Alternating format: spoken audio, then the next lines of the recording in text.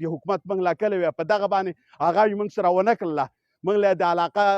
جنګ ځپلی وه نو د دغه وه د حالاتو نه تېره شوې موږ له ترقي راکړې وې موږ له سوکالي راکړې وې الټی یې موږ په داسې مصیبتونو باندې اخته کړو په خپلو کې پلانجو کړو په خپلو کې زموږ چې څه وسایلو د صوبې د شاملېدلو زموږ دغه ګټه وشوه چې زموږ څه وسایلو هغه لاړ په سوات کې تقسیم شول او څه په ډېر اسماعیل خان کې تقسیم شوي او څه په مردان او په صوابۍ کې تقسیم شوي خو هغه قبایلو هغه موږ د انپسي واټ د 100 اربه غواړو نو موږ هغه یې موږ له رانکړه هغه کومه چې زما په دې کې حق کېده هغه یې لاله کم راکړی ده چې زه پکې لا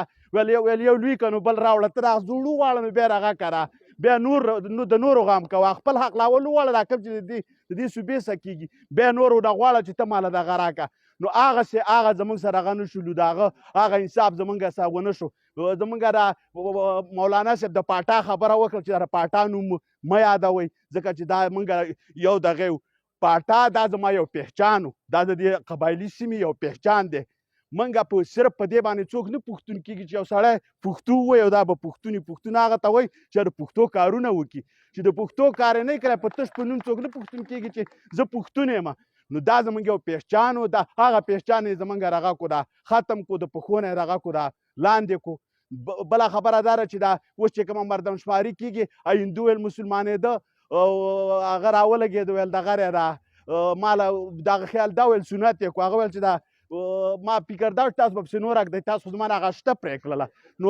دوی چې په انضمام کوه او دا قبایلي سیمې په هغه کې شاملوله په کار ډېره ترقي ورکړې وې که زما 12 پارلمنټیرین وې په کار ډېره له 40 ښکلي وې او که 40 شوې په کار ډېره له 40 ښکلي وې دوی رانه هغه هم کټ کړه نو اوس دغه یو ریکویسټ مونږ کوو دغه یو درخواست مونږ کوو چې دا کم قبایلي سیمه ده موږ د ټول پاکستان آئین هم منو د پاکستان قانون هم منو د پاکستان دستور هم منو خو اوس دا ملک د داسې حالاتو دی تاسو موږ او تاسو وینئ چې د دې متحمل نه دی چې دلته موږ نوي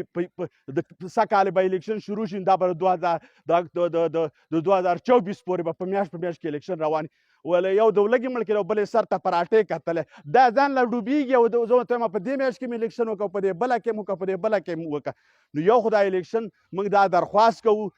د کم ادارې چې دي کم قوتونه چې دي چې دا الیکشن چې په هر تاریخ کېږي خو دا دی په دغه وشي په یو ځای باندې وشي په یو ځای دی دغه وشي دویم زمونږ دا رغه درخواست دی چې دلته چې زمونږ را مردمشماري چې نه شوي ځکه چې موږ قبایل د مخکې نه هم ځپلي وو او شمارلي هم کم نو دا کم نقصان چې را رسېدلی دی دا به هله زموږ پوره کېږي چې زموږ صحیح مردمشماري وشي او موږ ته هغه صحیح حقوق میلاو شي د مردمشمارۍ د حده پورې د هغه حده پورې چې کله زموږ مردمشماري نه شوي نو دغه موږ د حکومت نه دا درخواست کوو چې که نوره صوبه کې کوي او که نه کوي خو زموږ په پاټا کې د سره نه موږ دې ته تیار نه یو چې دغه را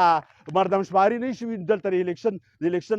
موږ دغه نه یو ده ځکه چې الیکشن وشي نو موږ ته به خپل پوزیشن دغه شي ده واضح شي نو زمونږ د قبایلي مشرانو د طرفه دغه یو جواب دی او انشاءالله دا زموږ باجوړ دی دغه شانې به په مسالو راغونډېږو تاسو د سیاسي پارټو نه هم دا یو خواست کوم په اخر کې نه یو دغه شانې مسالې راځي دغه شانې قصې راځي اوس خو تاسو غږ کوئ چې ملکان دغه شوي دي دا ختم شوي دي مونږ خو ختم یو تاسو ژوندي وئ دا ژوندي م راټولوئ که نه دا ژوندي کښېنئ دا د دې ملک او د علاقې لپاره دغه کوئ دا ګورئ دغه شانې لارې ګورئ مونږ خو ختم شوي یو خو تاسو راته غږ کوئ دا سا رابکې بیرته پیدا کړئ تاسو رانه دا سا ایستلې ده بیرته یې رابکې واچوئ نو دغه مې یو درخواست دی نور کو زما نه کومه کمی